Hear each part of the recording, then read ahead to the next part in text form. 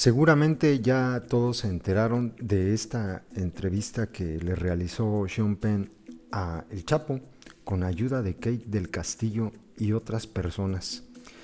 Voy a tratar de contarles más o menos de qué trata el artículo publicado en la revista Rolling Stone. Es un artículo muy largo, es escrito precisamente por Sean Penn y habla de cómo llegaron al Chapo, cómo se fue preparando esta entrevista. Tenían acordada una segunda entrevista que ya no se llevó a cabo por los motivos que van a entender más adelante. Hace revelaciones bien interesantes, también pues deja en claro que el gobierno de México en realidad es incompetente para buscar a delincuentes, porque dos personas que no tienen nada que ver con la inteligencia para buscar a los delincuentes, pues se acercaron a él, llegaron hasta él, estuvieron con él en algún lugar, suponemos que de Sinaloa, y pues pudieron estar todo un día, pasaron una noche en uno de sus campamentos, lo conocieron a sus hijos, y bueno, es verdaderamente impresionante lo que pasó. El artículo empieza diciendo Sean Penn que el 28 de septiembre del año pasado se encontraba él en el Hotel Street Regis en Nueva York, y que paradójicamente estaba en ese mismo hotel hospedado Enrique Peña Nieto. Él habla de que México tiene dos presidentes, uno, el que estaba hospedado ahí y con quien no quería tener ningún trato, y otro que era con el que estaban en ese momento ya tratando de negociar para poder entrevistarlo. Le llama entonces el otro presidente a el Chapo Guzmán. Peña Nieto estaba allí para la Asamblea General de la ONU. Dice que el Chapo se había convertido en una especie de Robin Hood para los mexicanos. Habla, por ejemplo, de cómo se fugó de la prisión y cómo supieron ellos que ingenieros que le ayudaron a construir el túnel estuvieron en Alemania tomando un curso que sería necesario para construir ese famoso túnel. Dice Sean Penn que esta es la primera entrevista que dio el Chapo, la primera y la única que dio el Chapo fuera de una sala de interrogatorios. Habla del Mayo y su importancia dentro del cártel. Dice que efectivamente el Mayo Zambada es la otra cabeza importante del cártel. Dice que le dio mucho miedo tratar de acercarse al Chapo porque le venían a la mente todos los asesinatos, y sin embargo refiere que a diferencia de otros cárteles, el Chapo no se dedica ni al secuestro ni a la extorsión, y hace una dura crítica también a pues, los valores de Estados Unidos. Dice que ellos son los consumidores y como tal también son cómplices de cada asesinato y de toda la corrupción y de la capacidad de una institución para proteger la calidad de vida de los ciudadanos de México y Estados Unidos. El resultado del apetito insaciable de drogas ilícitas ha metido a los dos países en una guerra. Dice que la guerra contra las drogas ha fracasado. Tan solo en un año, menciona él, el año pasado, 27,000 asesinatos. 27,000 asesinatos. En una guerra en donde se invierten 25,000 billones de dólares al año en comprar drogas.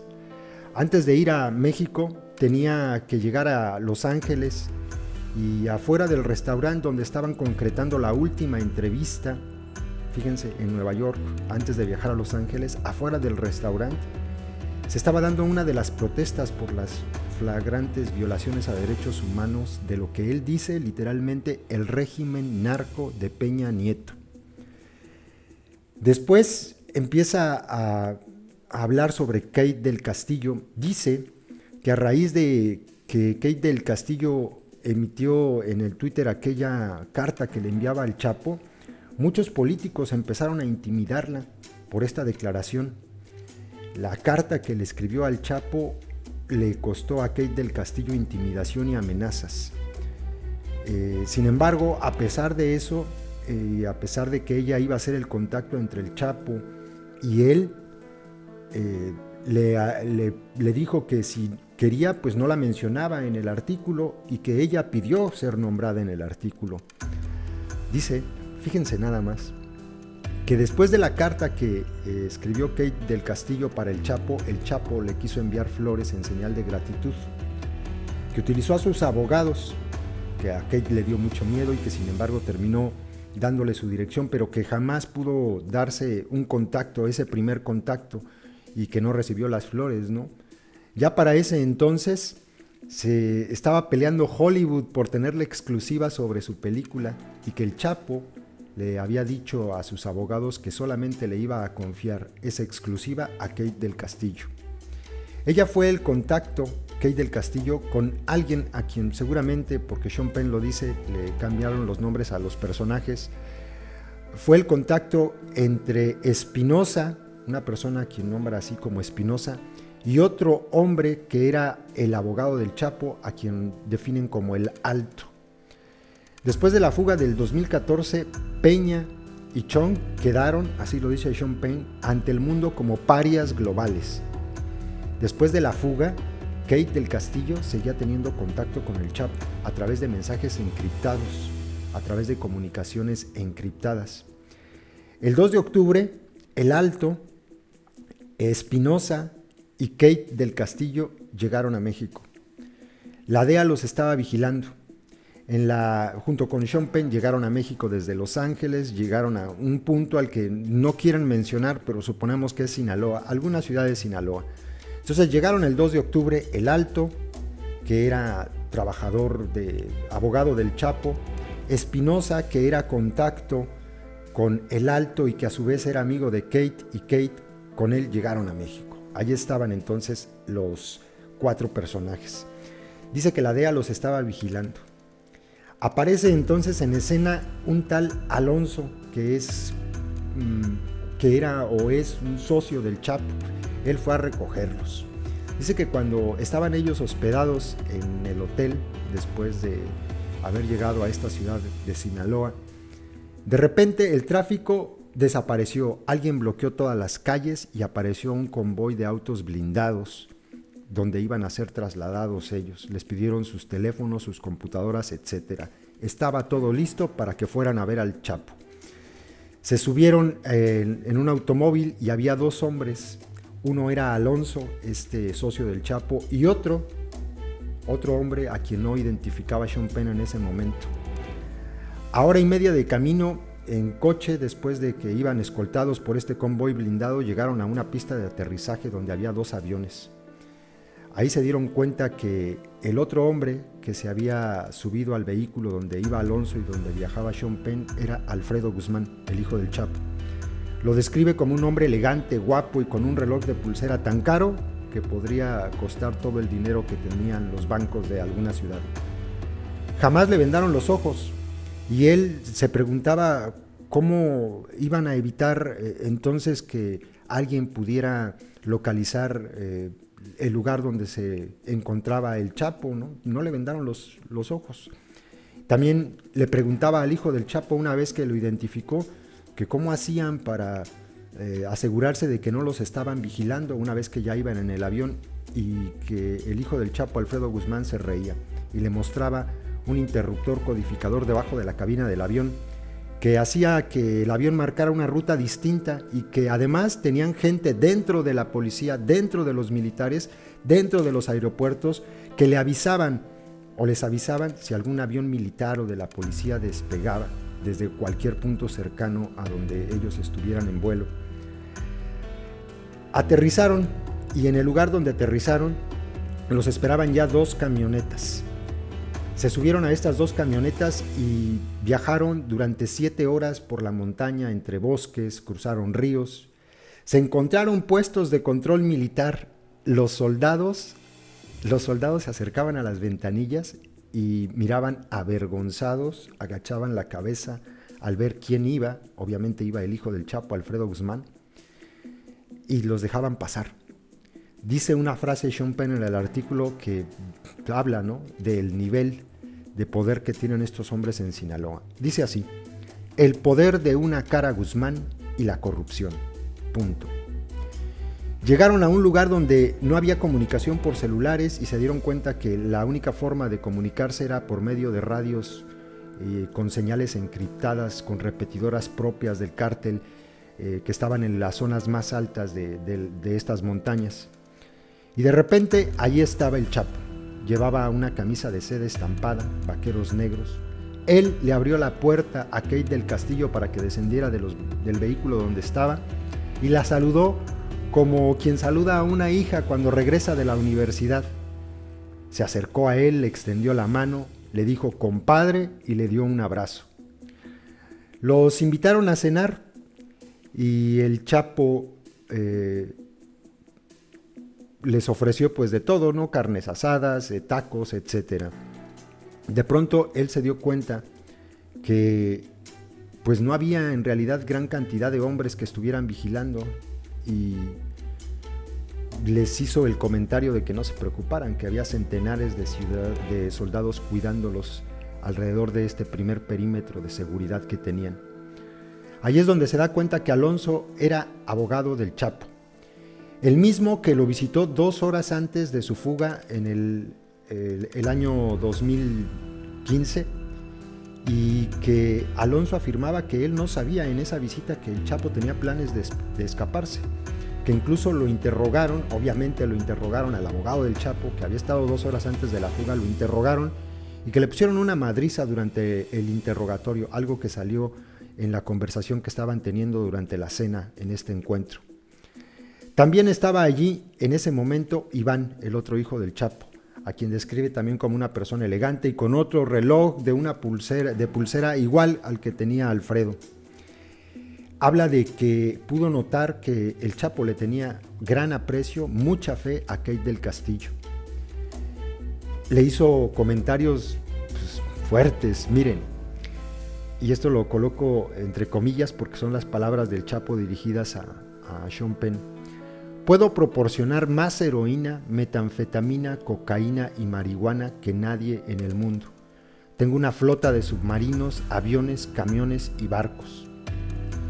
Dijo que le interesaría entrar al negocio del petróleo, pero que como su dinero era ilícito no podía.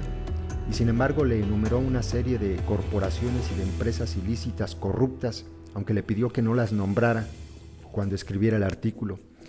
Sean Penn le preguntó sobre el supuesto de haberle puesto precio a la cabeza de Donald Trump y el Chapo se reía y le hizo saber que claro, todo lo malo que ocurriera en México le iban a echar la culpa a él, que él era como el diablo, ¿no? No lo negó, pero tampoco lo afirmó.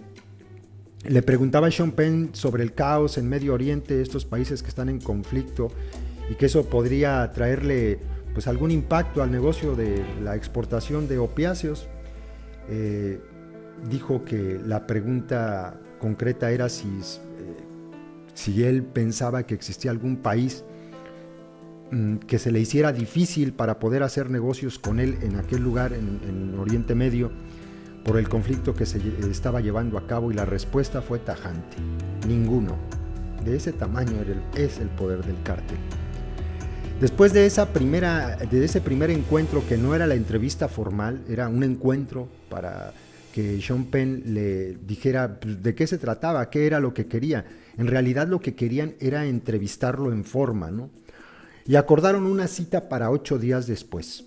Fue entonces cuando Sean Penn le pidió al Chapo que se tomaran una fotografía, esta que están viendo ustedes, como una prueba de verificación para la revista Rolling Stone de que el encuentro se había dado. El Chapo aceptó y dijo que esta fotografía de hecho fue tomada por Alfredo desde su teléfono celular, que no permitió que Sean Penn se la llevara en ese momento y que se la hicieron llegar días después por medio de estas conversaciones encriptadas que estaban teniendo Kate del Castillo y él. Dice que durante el día no vieron armas largas por ningún lado, pero que cuando llegó la noche apareció un ejército completo de hombres armados, con armas de todos los calibres. Se supone que durante el día vigilaban los alrededores y de noche se acercaban para resguardar la guarida, el lugar donde se escondía el Chapo allá en la sierra.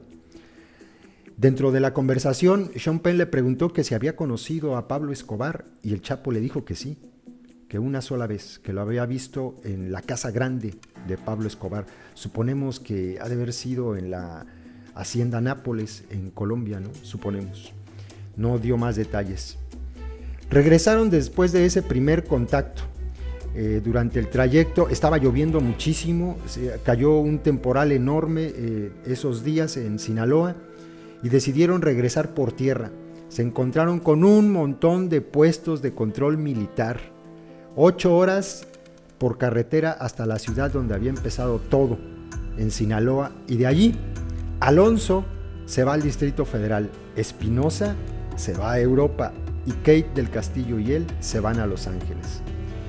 Desde el momento en el que el tiempo mejoró, después de que había estado lloviendo tanto, llegó él a Estados Unidos y se enteró que esa misma zona donde estuvieron había sido rodeada, que se creó un cerco militar donde estaba el Chapo precisamente.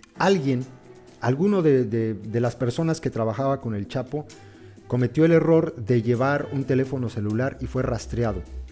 El 3 de octubre estaban ya sobre ellos.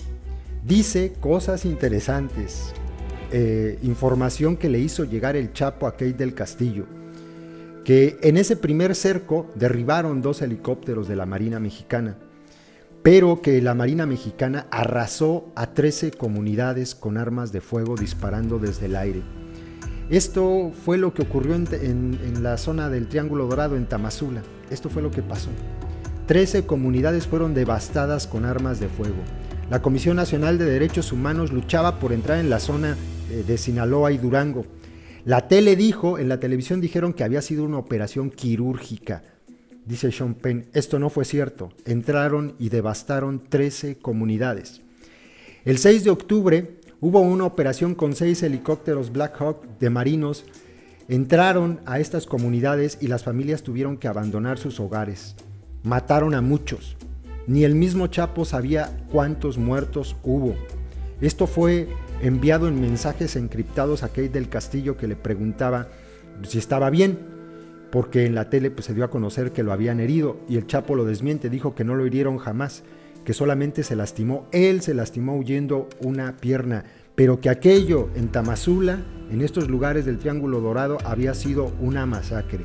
Insisto, ni él sabía a cuántas personas habían matado. En las semanas que siguieron, según lo que relata Sean Penn, hubo intentos por tratar de contactar con el Chapo, pero en ese momento había redadas masivas, cercos militares por todos lados, llevaban ya cientos de detenciones, incautaciones, y varias personas habían sido extraditadas del mismo cártel hacia los Estados Unidos. Había informes, esto es muy interesante, de que una banda de narcotraficantes estaba creciendo, el cártel Jalisco Nueva Generación, y que estos informes involucraban al cártel Jalisco con la fuga de la prisión del Chapo para que pudiera realizarse. Y en efecto, dice Sean Penn que él considera que el cártel Jalisco Nueva Generación sigue siendo y siguió trabajando y seguirá siendo como el grupo paramilitar, el brazo armado del cártel de Sinaloa, y que por eso tiene tan preocupado al gobierno. En otras palabras, como dice él, el agua estaba caliente y nuestros intermediarios del cártel habían salido fuera del radar, ya no los localizaban. Posiblemente las personas que habían sido los primeros contactos para llegar con el Chapo habrían sido arrestadas o habrían sido asesinadas. Para ese entonces, dice Sean Penn, que la DEA ya sabía del viaje que habían realizado a México y que para el segundo encuentro que tenían planeado 8 días después, tuvo que cruzar por un punto, la frontera norte, escondido, pero dice que es un punto donde nadie revisa nada, que es una coladera de la frontera de Estados Unidos para acá, para México, para acá. Bueno, el caso es que él pasó escondido en la cajuela de un coche, sabía que era muy arriesgado, que los riesgos eran muy altos en relación a lo que se pretendía recoger, esta entrevista que les iba a dar como tal en forma el Chapo.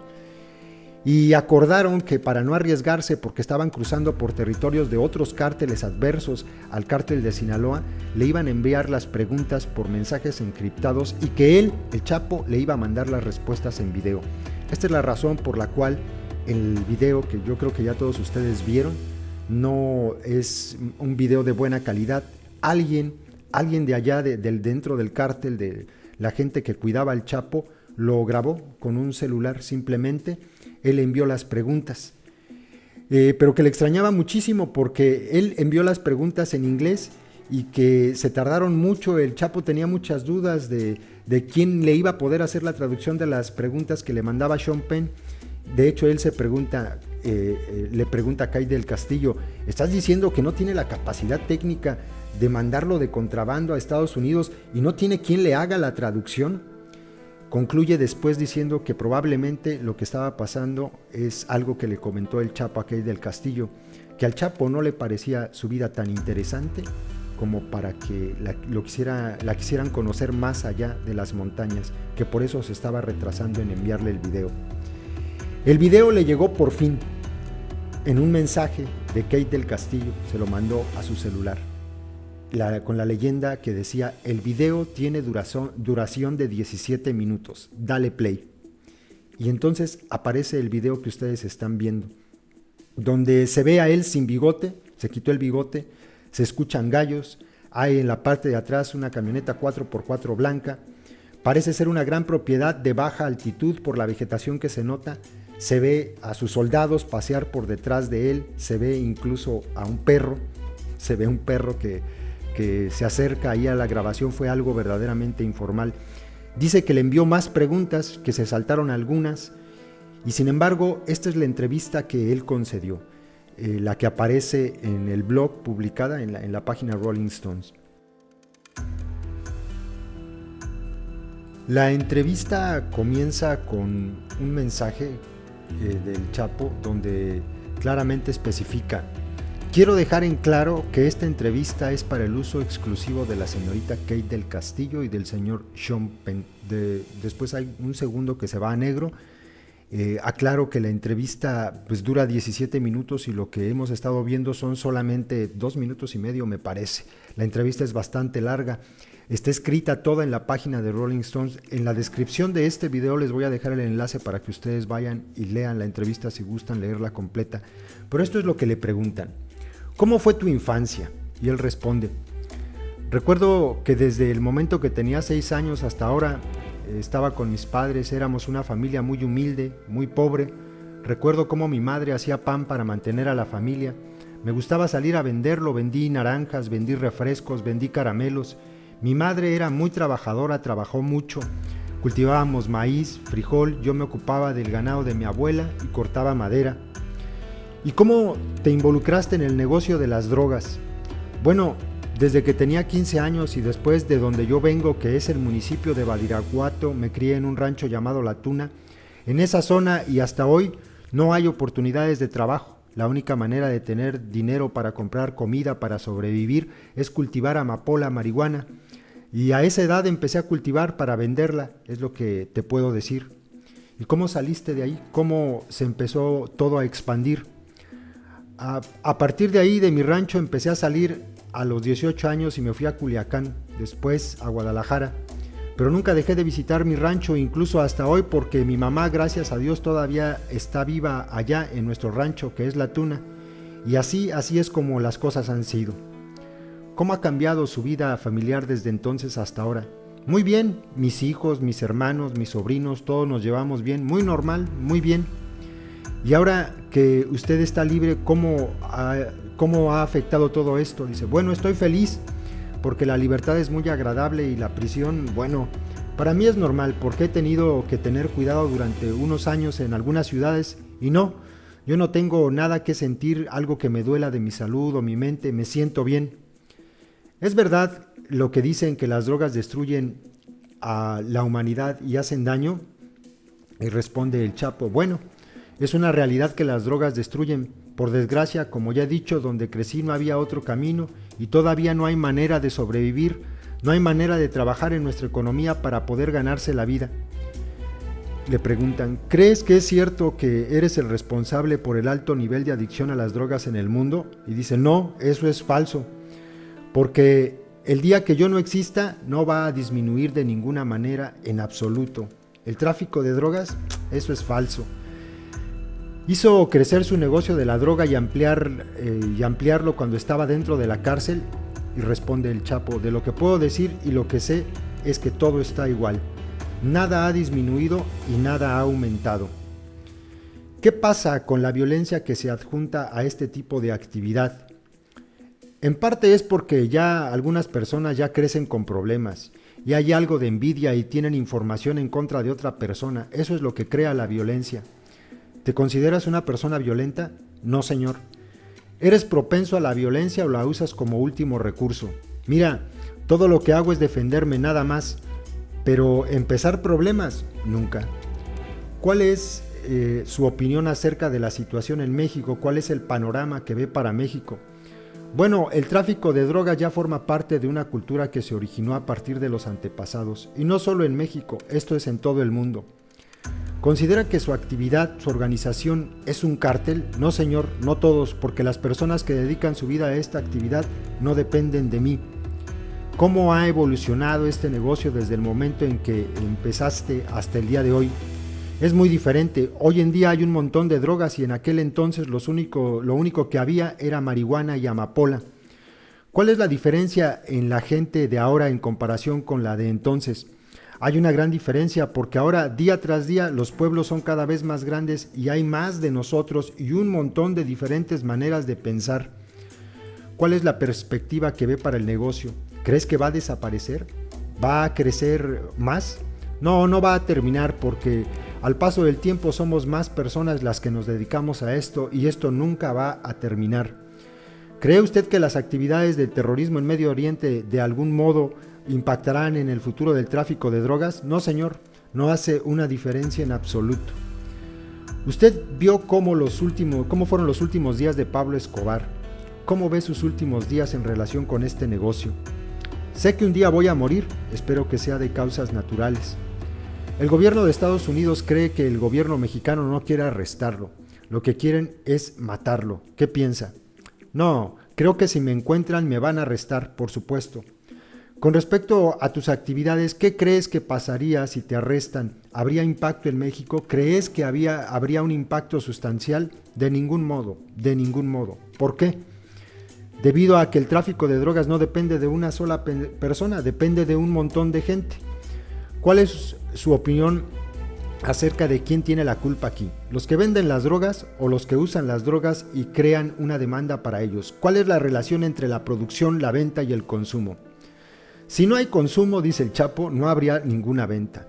Es cierto que el consumo día tras día se hace más y más grande, por lo que si hay compra, siempre habrá venta.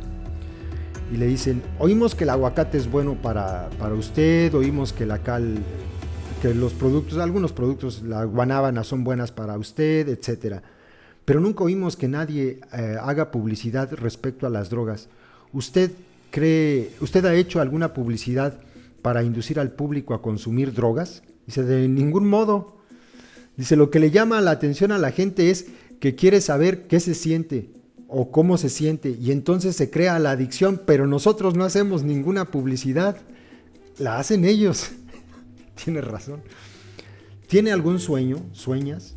Dice, todo lo que es normal, pero soñar diario, no. Pero usted debe tener algunos sueños, algunas esperanzas para su vida. Quiero vivir con mi familia los días que Dios me da. Si pudieras cambiar el mundo, ¿lo harías? Para mí, como están las cosas, estoy feliz. ¿Cómo es tu relación con tu mamá? Mi relación, perfecta, muy bien. Es de respeto, sí señor. De respeto, de afecto y de amor.